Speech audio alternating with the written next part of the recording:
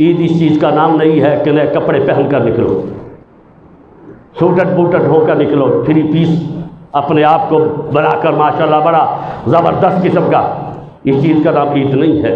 لا عیدہ یہ میری بات نہیں ہے، شاید آپ کہیں بھی ہے کہ میں کوئی خطیبانہ کو شعلہ نوائی سے کام لے رہا ہوں، نہیں، یہ میرے پیغمبر کی بات ہے، اور جو پیغمبر بولتا ہے زبان مصطفیٰ کی ہوتی ہے، بات خدا کی ہوتی ہے۔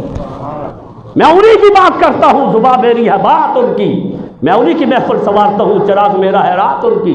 میرے پیغمبر خود نہیں بولتے تھے، میں اور آپ اپنی مرضی سے بولتے ہیں۔ جب میرا آقا بولتا تھا مرضی خدا کی ہوتی تھی، مرضی بات خدا کی ہوتی تھی، زبان میرے مصطفیٰ کی ہوتی تھی۔ تو فرمایا کہ لا عیدہ اس آدمی کی عید نہیں ہے، لمن لبس الجدید، جس نے جدید کپڑے پہنے، ولکن العیدہ اصل عید اس آدمی کی ہے لمن خافا، جس نے رمضان کے مہینے میں اپنے اوپر اللہ کا خوف طاری کیا، جو اللہ کے خوف میں آ گیا، اللہ کی اطاعت میں آ گیا، اللہ کی فرما برداری میں آ گیا، وعید اور جو جہنم سے اسے ڈرایا گیا ہے وہ واقعی ڈر گیا، اس نے اپنے آپ کو اس راستے سے ہٹا لیا جو جہنم کو جاتا ہے، اس راستے پہ چلا دیا جو جنت کو جاتا ہے۔ تو یہ آج عید کا دن ہے، ہم عید پڑھنے کے لیے ضرور آئے ہیں۔ ذرا سوچئے میرا پیغمبر، اور میں بعض دفعہ سوچتا ہوں کہ چلو اسی تو ہوئی بے ضمیر ہے، سویرے ساڑھے مردے مر گئے، اور ایک کافر ہو، بھلا سوچو تو صحیح، ہم نے تو تمہارے بڑوں کے ساتھ بڑا اچھا سلوک کیا تھا، جب بدر میں ان کے بڑے کافروں کے بڑے پکڑے گئے تو حضور نے کیا رحمت کا مظاہرہ کیا، آپ نے فرمایا بھئی تمہارے اندر جو لکھنا پڑھنا جانتے ہیں نا جی، وہ 10 آدمی صحابہ کو لکھنا پڑھنا سکھا دے، ہم تمہیں آزاد کر دیں گے۔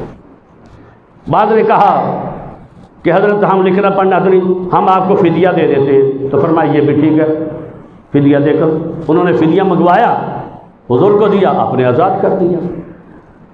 اور کتنے لوگ تھے آئے تھے حضور کو شہید کرنے کے لیے، اسلام کا نام و نشان مٹانے کے لیے مکے سے آئے بدر کے مقام پر۔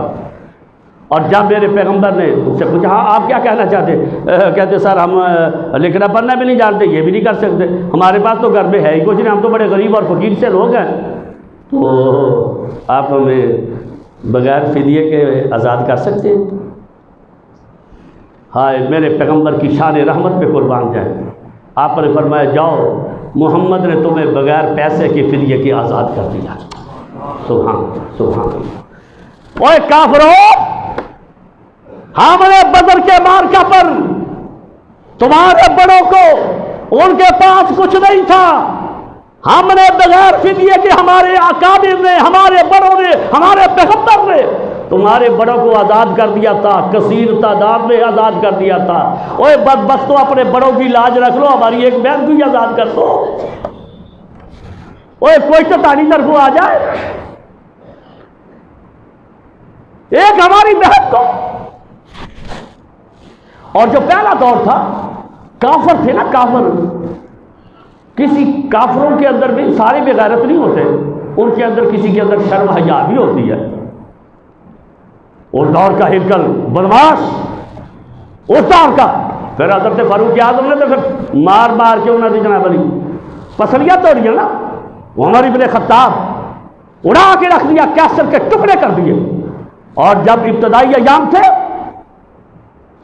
جنگ کرتے کرتے ایک صحابی اور ان کے رفقا وہ پکڑے گئے، حضرت عبداللہ بن حذافہ ان کے صحابی بڑے تھے، جو ان کے امیر جماعت تھے، امیر لشکر تھے، وہ ہرکل کے دربار میں جب پہنچائے گئے، بڑا زبردست 7 فٹ لمبا جوان صحابی رسول اللہ، صحابی خدا کی قسم، جب ان کے سینوں میں قرآن کا نور آیا، ایسا اللہ نے دلیر اور شجاع بہادر بنا دیا، بڑی بڑی طاقتیں ان کے سامنے جھک جایا کرتی تھی، جھک جایا کرتی تھی۔ 7 صحابہ چائنا میں گئے، کتنے تجارت شروع کی، پوری معیشت ادھر، لوگوں کا رخ ادھر۔ جب انہوں نے دیکھا جو چائنا کے بڑے بڑے تاجر تھے کہ منڈی کا رخ ہی صحابہ کی طرف ہو گیا، 1 نمبر چیز، پرافٹ تھوڑا، منافع تھوڑا، انہوں نے وقت کے بادشاہ سے کہا کہ یہ یہاں کا سرمایہ لوٹ کر عرب لے جانا چاہتے ہیں، ان کو یہاں چائنا سے نکال دو۔ بادشاہ نے بولا ان کا سر ایسی کوئی بات نہیں ہے، بس فرق یہ ہے کہ یہ 2 نمبر دیتے ہیں آپ کے یہاں کے لوگ، اور منافع بھی زیادہ لیتے ہیں، ہم چیز بھی 1 نمبر دیتے ہیں، منافع بھی کم لیتے ہیں، اس لیے لوگ زیادہ ہمارے پاس آتے ہیں۔ تو بادشاہ نے کہا نہیں میری قوم نہیں مانتی، آپ یہاں سے چلے جائیں۔ 7 صحابہ تھے ادھر چائنا، کون؟ چائنا۔ 7 صحابہ کو کہا ہمارا ملک چھوڑ دو۔ انہوں نے کہا کہ صاحب ہمارا جرم بتاؤ، ہمارا جرم۔ انہوں نے کہا کوئی جرم نہیں، ملک ہمارا، تم کون ہوتے ہو، جاؤ یہاں سے۔ ہائے ہائے، وہ صحابہ جن کو دلوں میں اللہ کے قرآن کا نور تھا، اس نے ایسا حوصلہ، ایسا دلیر اور بہادر بنا دیا۔ جو 7 صحابہ کے امیر تھے، انہوں نے کہا بادشاہ پہلے جرم بتاؤ، اگر جرم نہیں بتاؤ گے، بغیر کسی جرم اور قصور کے اپنی ریاست سے، چائنا سے نکالو گے، ہم جائیں گے نہیں، ہمارا تمہارے ساتھ اعلان جنگ ہے، آؤ میدان میں ہم لڑائی لڑیں گے۔ ہائے ہائے ہائے، مزہ نہیں آ گیا؟ اعلان جنگ، اعلان۔ تم ایک پھول کر سربراہ ہونے کے باوجود اور اتنے ڈرپوک کر غصے صحابہ صاحب، اور جنہوں نے پیغمبر کی صحبت اختیار کی، خدا نے ایسا رعب طاری کیا ان کے اوپر۔ 7 صحابہ کے سامنے چائنا کے اس دور کی حکومت نے گھٹنے ٹیک دیے، گھٹنے، جس طرح اسی آج کافراں دے سامنے اپنے گھٹنے ٹیک دیتے ہیں۔ کیا ہماری روایات چینج ہو گئی، تبدیل ہو گئی؟ یہ امت روایات میں کھو گئی، حقیقت خرافات میں کھو گئی۔ یہ کیا ہو گیا ہمیں؟ تو بہرحال یہ کافر بھی کچھ اصول رکھا کرتے تھے۔ تو حضرت عبداللہ بن حذافہ کو بڑا انہوں نے یا صحابہ کو پٹڑی سے اتارنے، یعنی صحابہ کو اسلام سے دور کرنے کی کوشش کی۔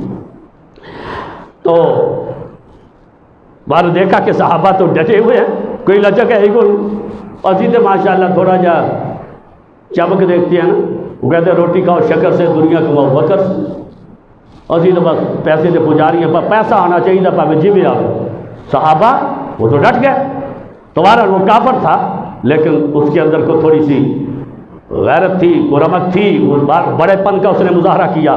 اس نے کہا کہ عبداللہ ایک شرط ہے، میں آپ کو چھوڑ دیتا ہوں اور آپ کے رفقا کو بھی چھوڑ دیتا ہوں، میں عیسائی ہوں، تو مسلمان ہے، ایسا کر تم میرے پیشانی پہ بوسہ دے دے، میری پیشانی پہ بوسہ دے دے، میں تجھے بھی رہائی سے آزاد کر دوں گا اور تیرے رفقا کو بھی آزاد کر دوں گا۔